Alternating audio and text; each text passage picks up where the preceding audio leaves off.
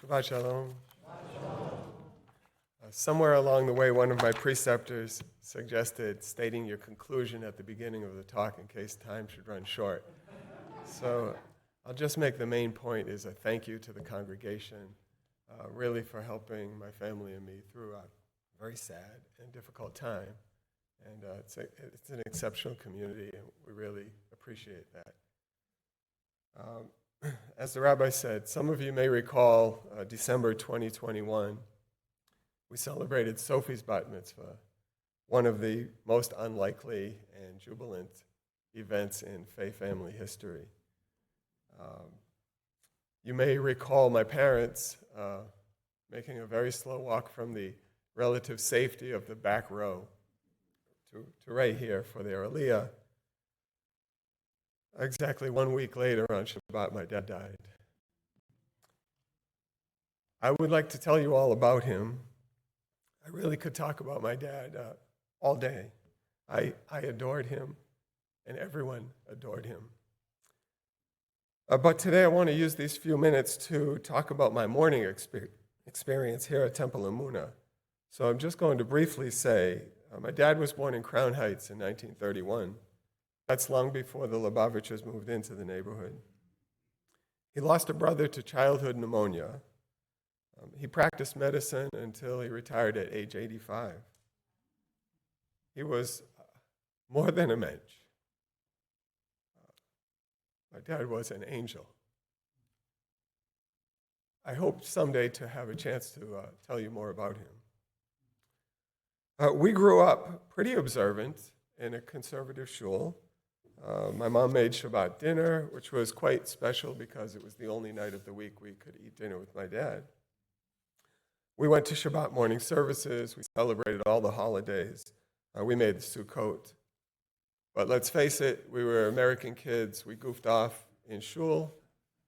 We braided my dad's tzitzi, and we kvetched quite a bit. But the one time we knew not to horse around was Mornis Kaddish. When Kaddish Yatom was recited, we were silent. There was no joking, no whispering. I can feel now my dad's slow, firm squeeze on my hand or my thigh saying, "Not now." And then there were those years when he got up early to go to Minyan, and sometimes in the evenings. He had made a commitment to attend the weekday Minyan some days of the month or week. And remember, we were not Orthodox. We drove to shul. We did not walk. We were not Shomer Shabbos. But my dad knew the importance of the Minyan for people who needed to say Kaddish. It was almost like part of his profession to care especially for the mourners. And somehow we picked up on that. I was quite young when my Zaidi died, maybe 8 years old. My parents were watching Rigoletto at the Met. During the first act, an usher came and escorted them out and told them to call home. They rushed to the Brooklyn Jewish Medical Center, where my Zaidi died of a heart attack. What I remember is spending the week at my Bubby's house, mostly hanging around and playing stoop ball with the neighbors. I also remember that my parents did not go to the movies. They did not go to parties. They did not go to the theater for a full year. That seemed impossible to me. My point is that we learned something sacred about life and death, more important to them than other aspects of our religious experience. Which is why I always knew that someday I would need to find a weekday minyan. I just never anticipated how badly I would need that. And this is where I get to the promised thank you that I mentioned at the beginning. It is not common to find a weekday minyan today, not to mention 2 daily minyanim. We sat that full week of Shiva. We were so blessed to have members of Temple Emunah help us. We will never forget Marcy Lidman, Harvey Lowell, Rabbi Kling Perkins, and Aaron Wander for their love and support. On the 3rd evening, when Harvey led the minyan, I realized what my dad would do in that situation. So over the course of the year, I learned to lead weekday mincha and mariv, and now I can pass that gift to other people who may need it. I may be wrong, but it seems more common these days for families to abbreviate the week of Shiva or the year-long mourning process. But I encourage everyone to embrace these customs. It was so deeply meaningful to my family and me. In the case of a parent, remember, we only get one mother and one father. They gave us a gift truly that only they could give. The Torah commands us to love thy mother and thy father, and that commandment does not expire when they do. For me, that week of Shiva and the traditions of mourning are perhaps the most meaningful aspects of Judaism.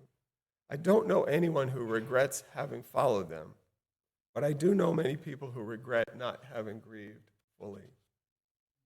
So although this is a thank you, it's also a plea.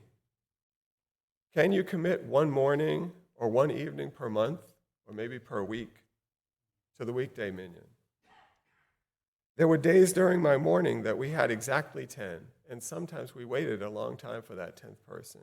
On occasion, we had to call individuals at home. I needed that minyan.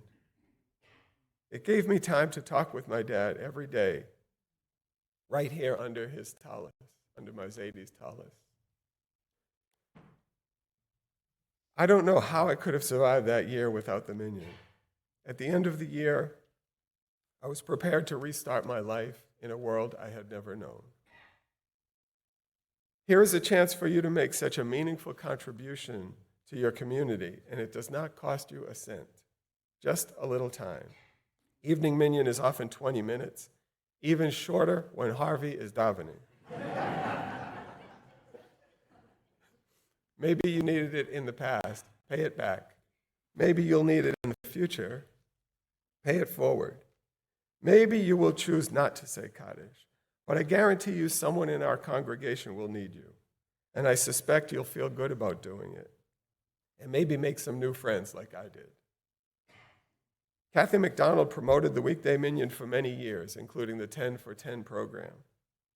Can you imagine if we could just come once per month? We'd have plenty of support for all our community to grieve, to process, and to mourn. So again, I'll end with a heartfelt thank you and hope that the memories of your loved ones bring meaning and happiness to your lives. Shabbat Shalom.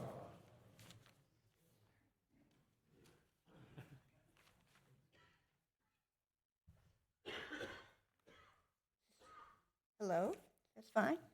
I want to speak in memory of Sam Silverman. I met Sam around 1978 when we shared a carpool to Solomon Schechter. That seems so long ago. And our personal contacts were brief, off and on for a few years, and then we lost contact. As many of you know, who knew Sam over the many years of the life of Temple Amunah, he went through long periods of self-examination and personal development. And by the time I got to know him in September 2016, he was allegedly a much changed man. He came into my life ostensibly to talk about Phyllis, who had just died 4 months ago. I invited him to Shabbat dinner, good thing to do, and we talked all evening long, but we didn't talk about Phyllis.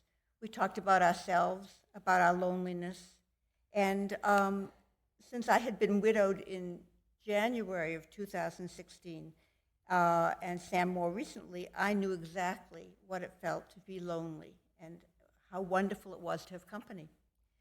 We saw one another very frequently, starting with Shabbat dinners, expanding to multiple times a week, and moved very quickly into an intimate and loving relationship.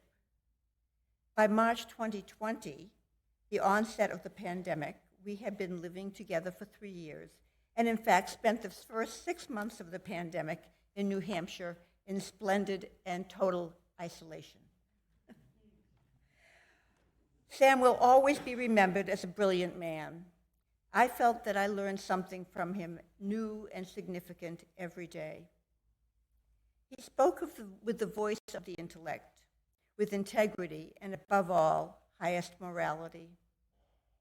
He read voraciously and widely, buying books as he found them, often secondhand.